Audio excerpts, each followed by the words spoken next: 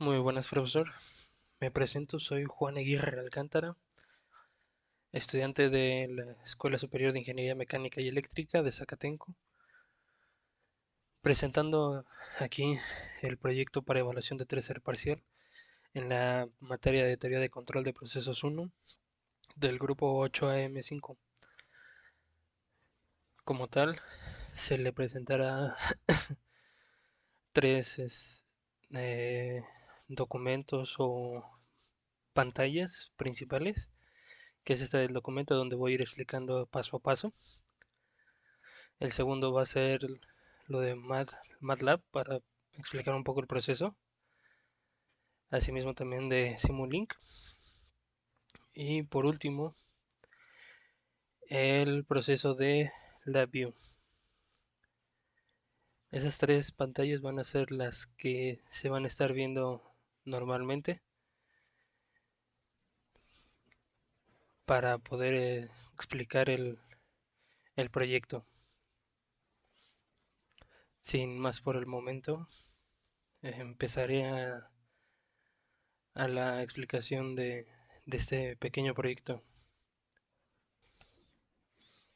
Aquí quité mi cámara para que se pueda observar un poquito mejor y no estar estorbando en la pantalla o alrededor de la pantalla. Como tal, el proyecto se basa en el siguiente DTI. Hago un poco de zoom para que se aprecie un poquito mejor. Este proceso está relacionado, o este DTI está relacionado principalmente en la realización de la bebida alcohólica del ron. ¿Cuál es el proceso? Pues primero hacen la recolección de azúcar, después muelen y lavan toda esa caña de azúcar, la hierven y después de que la hierven obtienen en la melaza. Seguido de esto llega a la centrifugación, que es para poder separar aquellas impurezas que existen en esa melaza. Después la mandarán a que se eh, empieza la, eh, la la fragmentación. Después de ese proceso son 30 horas y de ahí se hace una muestra para poder verificar y destilar la cantidad de alcohol que tienen. Después se almacena y ahí es donde nosotros entramos. Bueno, este DTI entra, que es donde se lleva a unos depósitos donde van a llevar todo el destilado y que pueda depositarse ahí antes de ir a las calderas. Entonces, como podemos observar, es el suministro de alcohol a través de bombas centrífugas con una velocidad de 0.15 metros cúbicos sobre segundo y con un depósito abierto principalmente de 1 metro por 4.8, considerando así que el transmisor efectivamente el transmisor va a entrar desde una profundidad de 5 centímetros hasta 4.7 metros. Si lo vemos en la práctica, no parece haber lo suficientemente los émbolos o los pistilos tan grandes de esa medida en los sensores. Sin embargo, yo creo que es una buena demostración para poder implementar todo lo aprendido en las clases. Teniendo en cuenta el anterior DTI, el que le acabo de mostrar, obtenemos el siguiente modelo, que es ya una figura donde podemos observar más claramente las variables, donde Q es nuestro flujo, nuestro caudal, R nuestra restricción o resistencia que va a existir en esta zona, que todo depende de pues, también el diámetro de tubería que exista en esta zona, la altura del tanque, por tanto la capacidad. Como lo estaba mencionando, ya que limpiamos el DTI, obtenemos las siguientes ecuaciones, que la salida del caudal es proporcional a la salida del caudal en la resistencia con y añadiendo, mejor dicho, el caudal del, del tanque, o sea, de esta zona de aquí. Es que no, de aquí, de aquí. Por tanto, en la altura es totalmente proporcional a la tanto al caudal como a la resistencia. Por eso tenemos esta ecuación aquí. Teniendo estas dos ecuaciones, al momento de no existir alguna integral o exponencial, el proceso de Laplace es prácticamente inmediato, dado que ya nada más se sustituye por la S, teniendo por consiguiente las ecuaciones 3 y 4. Lo que ordenándolas nos queda la ecuación número 5, que es Gs igual a Hs sobre Qs. Esta es nuestra principal, o es lo que queremos averiguar de nuestro proceso. Como la resistencia y la capacidad del tanque no se van a estar moviendo, porque obviamente no vamos a cambiar la capacidad de este tanque, no vamos a decir que de la noche a la mañana va a encoger o se va a engrandar 1 metro de cada lado, pues, se considera como constante, al mismo tiempo que la resistencia. Lo que le comentaba era de que esta resistencia de aquí es derivado del tamaño de la tubería en, en la salida para la válvula de la compuerta. Ahora, para poder calcular nuestro caudal para nuestro caudal por la resistencia o la restricción, tenemos las siguientes ecuaciones, que es la altura proporcionalmente al caudal por la resistencia, que es la ecuación número 6. Aplicando Laplace, dado que tampoco hay alguna integral o exponencial, pasa automáticamente a la S. Y como uno de las variables que necesitamos saber o que se va analizando próximamente es el QRDS, hacemos la igualación, lo que nos da la ecuación número 8. Y para nuestro caudal en la capacidad del tanque, que es esta zona de aquí, en esta zona, haga de cuenta que es en esta zona de aquí, el caudal que vaya a solicitar aquí, todo esto, dado por la altura, todo va a depender de que si nuestro caudal o nuestra resistencia, mejor dicho, nuestra resistencia es menor, obviamente nuestra altura va a ir incrementando paso a paso, paso a paso, a diferencia de que nuestra resistción sea de un tamaño mucho mayor, la salida del caudal de nuestra bomba y la salida de este lado de la válvula de la compuerta van a estar directamente proporcionales al tamaño de la válvula de la tubería. Por lo que aquí ya tenemos esa perturbación, no, sí, sí, sí, esa perturbación de encontrar aquella área sobre la curva que existe entre estas. Como aquí ya bueno, lo he estado explicando, en la ecuación número 9 ya nos encontramos con aquella integral de el caudal de la capacidad del tanque.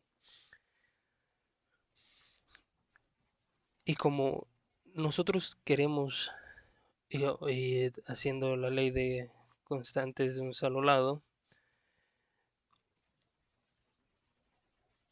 dividimos esta ecuación 9 por 1 sobre c, teniendo por consiguiente la 10 y aplicando Laplace, dado que Laplace en una integral es una división, obtenemos lo que es la ecuación número 11. Dado que aquí seguimos teniendo constantes innecesarias, porque retomando lo del inicio, la capacidad del tanque sigue siendo constante, entonces no nos serviría de nada esta zona de aquí. Volvemos, mentira, multiplicamos por CS, aquí multiplicamos por CS, lo que nos queda como resultado la ecuación número 12. Ahora, dado que ya expliqué toda esta situación, tenemos una gran similitud en las ecuaciones 3, 8 y 12.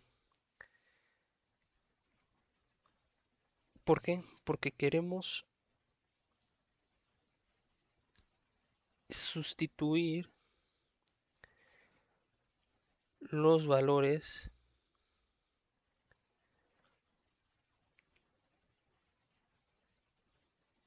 en, en una sola para poder obtener nuestra función de transferencia. Como aquí lo podemos observar, esta ecuación, estas dos ecuaciones, las vamos a reordenar para así poder obtener esta de aquí, que es nuestra principal función de transferencia y a la que más podemos llegar. Como nos podemos dar cuenta, al tener aquí un 1, esta se convierte en primer orden, que es lo que buscamos desde un inicio para poder trabajar y resolver el problema. Ya teniendo nuestra función de transferencia, por medio del software de MATLAB ubicaremos todos los datos del inicio para así tener los valores en la misma. Como aquí se puede dar cuenta, en el diagrama de bloques tenemos que es nuestro control PID, nuestra, nuestra variable de la bomba, nuestra planta que es GP y el sensor. Esta zona nos convierte totalmente el sistema en un sistema de lazo cerrado, que es lo que nos conviene para nosotros y lo que normalmente nos queremos encontrar. De aquí nos pasamos a lo que es MATLAB. Ya en MATLAB procederé con la explicación. Aquí como podemos observar los comandos básicos de CLC y Clear All para poder limpiar las pantallas. Aquí podemos observar nuestra altura máxima y nuestro caudal máximo. ¿Por qué 4.5? 4.5 lo obtenemos de que va a tener cierta tolerancia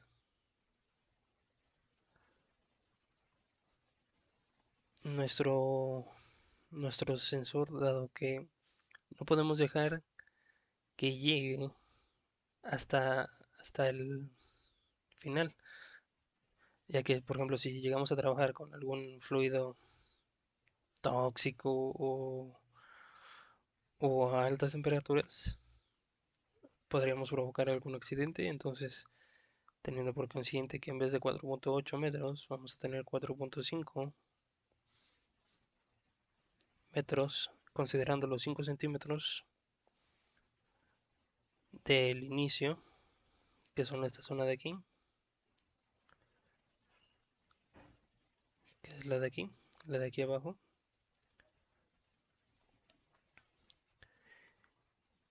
Y dice 4.7, 4.7, que es el extremo, pero como le comentaba mejor dicho,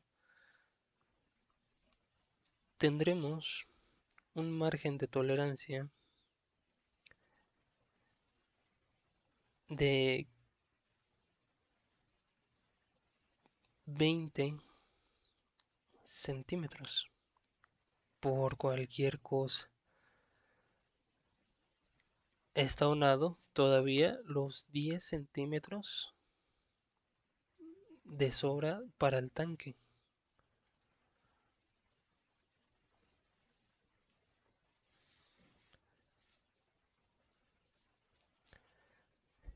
El caudal máximo, que es el punto 15, y la altura intermedia, que para estos términos yo quise manejar un porcentaje del 70%, asimismo para el caudal, que en este caso vamos a multiplicar la altura máxima y el caudal máximo.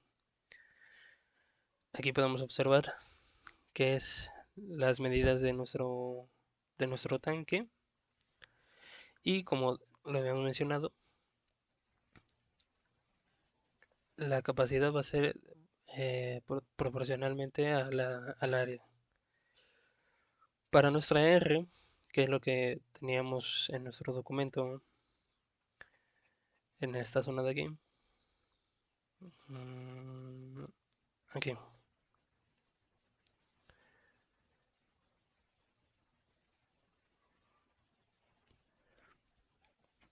vamos a tener que es, dado que nosotros lo vamos a hacer de manera modular y no laminar, va a ser multiplicación. Nuestra frecuencia de red, pues aquí en México es de 60 Hz, y aquí la G de la válvula va a ser igual al caudal dividido sobre nuestra frecuencia. Y nuestro sensor lo vamos a igualar totalmente a 1, por lo que nuestra función de transferencia va a ser igual al numerador de R en el denominador, la multiplicación de R por C, y el 1. Este 1 va, cosa básica de control 1 del nivel, del grado, mejor dicho. Por lo tanto, tenemos los siguientes datos: tanto el área como nuestra función de transferencia, que aquí observamos con claridad.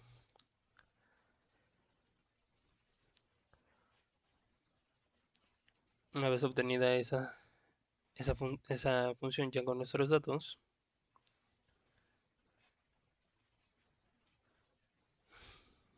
la tenemos aquí. Procedemos a hacer la sintonización o el cálculo de ganancias por el método de Siegel-Nichols. Dado que este valor entra en el rango de punto 1 a punto 3, no se debe de dificultar tanto. Sin embargo, más adelante vamos a observar cómo es que este método llega a tener cierta variación en la simulación real. Aquí tenemos una tabla de cómo es el cálculo para KP, TI y TD, tanto en los controles de P, PI y PID. Para el control PI, siguiendo la fórmula, tenemos que es 1.588, que es esta zona de aquí, este valor, o sea, nuestro tau por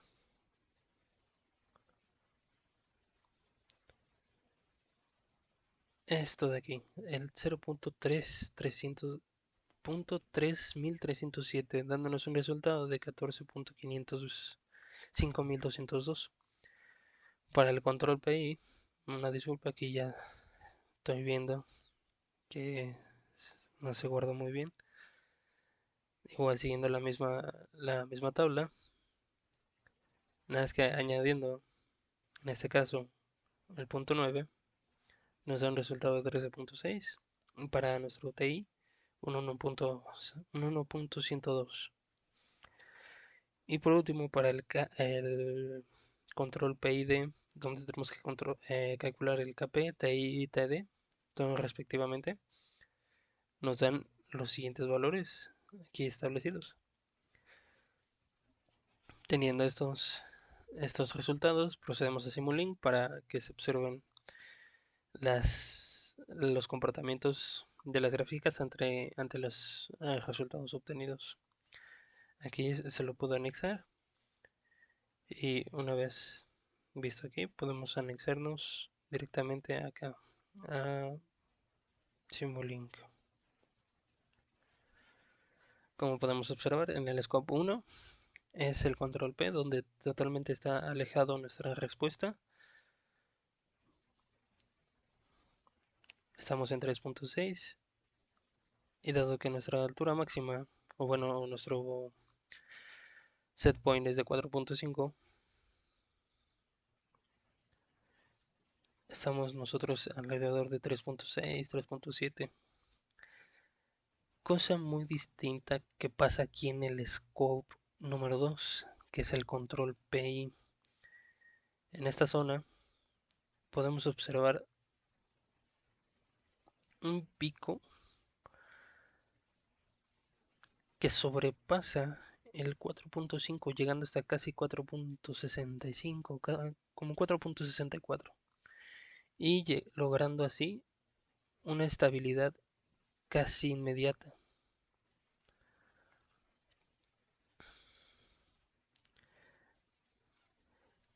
A diferencia del scope número 3, donde ya aplicamos el PID, que no, que no es tan brusco a pesar de que tiene un pico un poco más alto, y este sí ya sobrepasando el 4.7, casi, se lo digo, casi 4.8,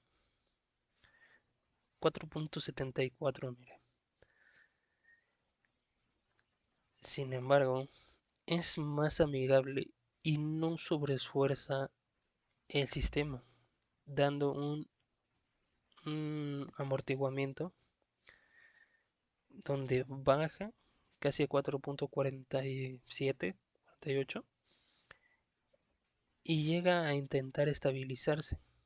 Y ahí sigue, no como en el caso de PI, del control PI, que automáticamente el control fuerza a que en la bajada se estabilice. Esto tiene sus pros y contras, a mi punto de parecer, dado que si el sistema tiene aquella protección o aquella potencia o aquella fuerza de soportar esos cambios tan bruscos como lo es en esta zona de aquí, que sigue el pico, baja y se estabiliza inmediatamente, a comparación del PID, donde sube, vuelve a bajar sin sobre esforzar el sistema y estabiliza.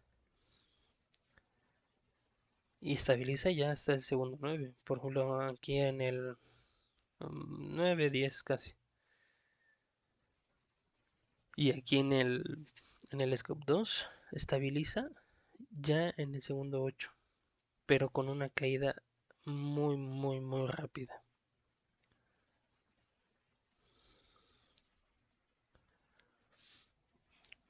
Eso es del sistema de Simulink.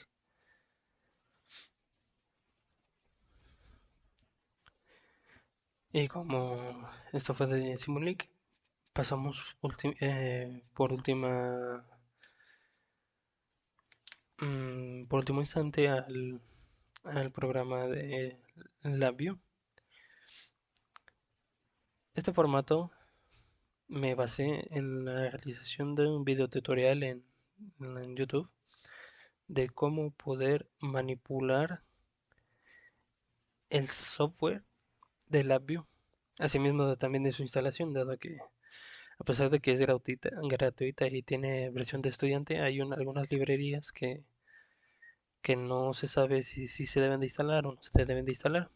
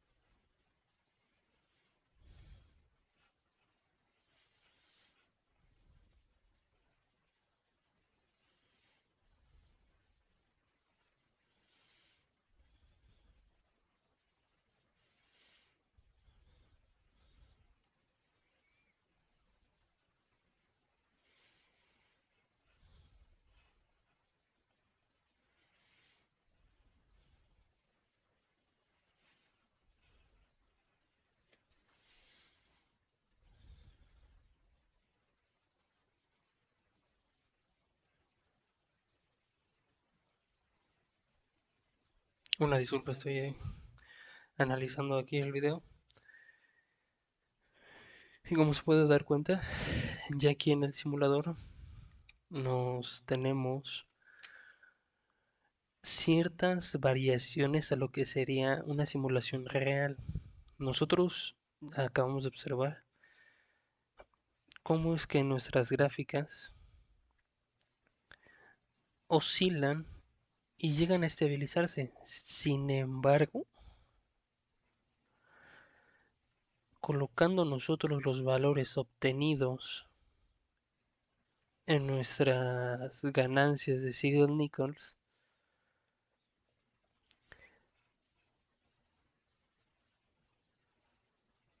y redondeando un poquito los valores sin respetar tanto, dado que no va a afectar en gran medida, eh, creo que lo acaba de apreciar, de que nuestro sistema tiene una oscilación desde cero hasta ahorita pico de 100, pico de 95, 60, y no llega a estabilizarse. Al contrario, llega a sobrepasar ese límite de nuestro set point. Aquí, para que se vea un poquito más visible, le puse 45 en vez de 4.5, y sobrepasa ese límite, provocando así un desborde total. Ahí ya se estaría desbordando. Inclusive si nosotros llegamos a abrir aquí la válvula, no da tiempo a que vacíe o esté en algún espacio libre o tiempo muerto para poder recuperarse. Esto es como lo explicaba al inicio. Todo depende de qué tan grande sea la tubería. Todo depende, por ejemplo, aquí en este caso es de 10, si no me equivoco, de punto 10 o de 10, no recuerdo muy bien. Y como se da cuenta, no es totalmente viable.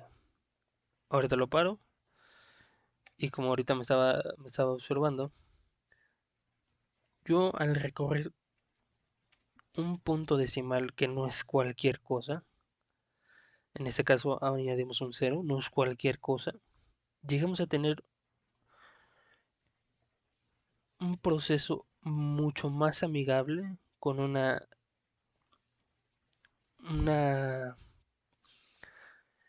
un comportamiento más noble, más en forma.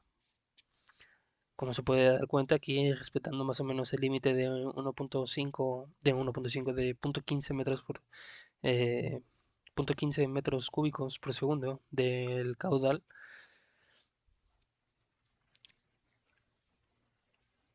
La oscilación que presenta nuestro sistema es más amigable. Incluso todavía no llega a nuestro set point, que es de 45. Va muy lento, va en su jugo, va en su punto. También provocando así que el- la gráfica verde no esté tan grave como lo estaba observando hace un momento, de esos picos de 0 a 95, de 0 a 60, de 0 a 100 casi, sino se muestra estable en las 12. Ahorita, por ejemplo, ya está a punto de llega a 39. Esperemos un momento a que llegue a 45. Se queda aproximadamente en 44. Esto para nosotros es fantástico, dado que no llega a ese sobreimpulso que nos dábamos cuenta de, de esta gráfica. No llegamos a esta zona. No recorrimos aquí a esta zona, a esto de aquí. Es algo curioso la forma en que los decimales juegan un papel importante. Aquí, como se da cuenta, tengo el- la válvula ¿cómo se llamaba? La válvula de compuerta abierta, por eso tardaba muchísimo. Y ahorita se da cuenta. Tenemos esa oscilación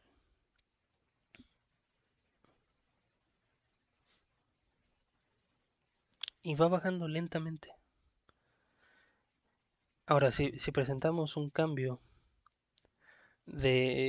o una perturbación, en este caso de que, oye, es que mi sistema ya sobrepasó mi set point por casi 8, porque marcó un 53 ahorita. Ahorita ya va bajando, ya está bajando, lo que le comentaba. Si nuestra válvula maneja, o nuestra válvula de compuerta está totalmente abierta a las 24 horas del día, por así decirlo, nuestro sistema se va a comportar tal y cual uno de primer orden en su forma ideal. ¿Por qué? Porque va a seguir avanzando, va a seguir avanzando, va a seguir avanzando, siempre y cuando no haya una perturbación de cambio de caudal, del que sale de la bomba o una tubería más grande, una tubería más pequeña. Ahorita se está estabilizando nuevamente. Ya llegó a 49. Si yo provoco un abrir y cerrar, abrir y cerrar, abrir y cerrar, abrir y cerrar, los valores que muestra la gráfica verde es ese sistema de control que me va a provocar esa nivelación,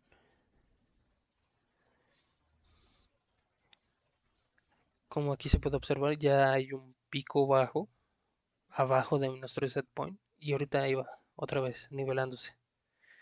49, 40, 45, 46, 47, 48, y va a empezar a estabilizarse otra vez, otra vez, otra vez, otra vez, otra vez. A mí en lo particular este proceso no lo entendí muy bien, dado que en Simulink nos muestra estas gráficas, donde sí llega a estabilizarse sin problema. Cosa muy, muy, muy diferente a lo de la simulación que ofrece la View. Es un sistema algo extraño, pero que nos asemeja a lo que sería en la vida real, ¿no? En un caso real.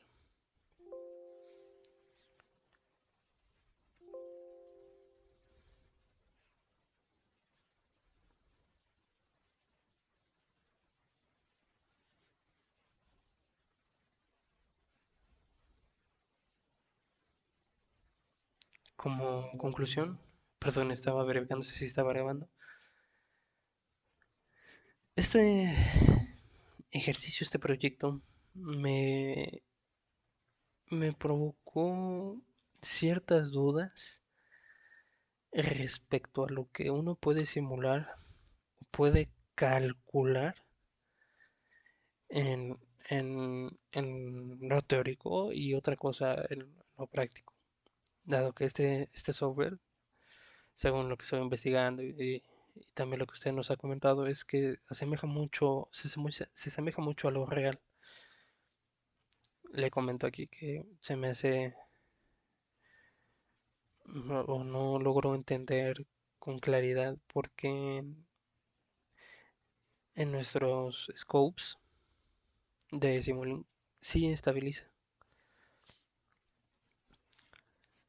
Sin embargo, no es este motivo como para decir, no, pues es que esto ya está mal. Me acuerdo que en un profesor de modelado, si no me equivoco, dice que MATLAB mm, tiene cantidad finita y no te puede este, simular lo que sería en la vida real. O sea, si te dice que son .3 a la menos, más bien 3 por 10 a la menos 1800, te lo va a decir y te va a decir que sí y sí porque sí. Cosa muy diferente a lo que nos podríamos enfrentar tales aquí como el proceso de un decimal, que no es cualquier cosa, que son 10. ¿Qué provoca y qué no provoca en las oscilaciones, en las variaciones y en las perturbaciones, tales como que es aquí la válvula de apertura de la salida del tanque o el caudal que, que que se establece aquí, el tamaño del tanque, el set point, todos esos valores son importantes y a pesar de que no le mandé ningún mensaje o algo por el estilo, siento que esta era la final del proyecto, que nos diéramos cuenta de de qué tanto puede errar el software o los cálculos a la vida real y que eso pues causaría un desastre. Pues ahorita ya lo vimos y es esa variación de que se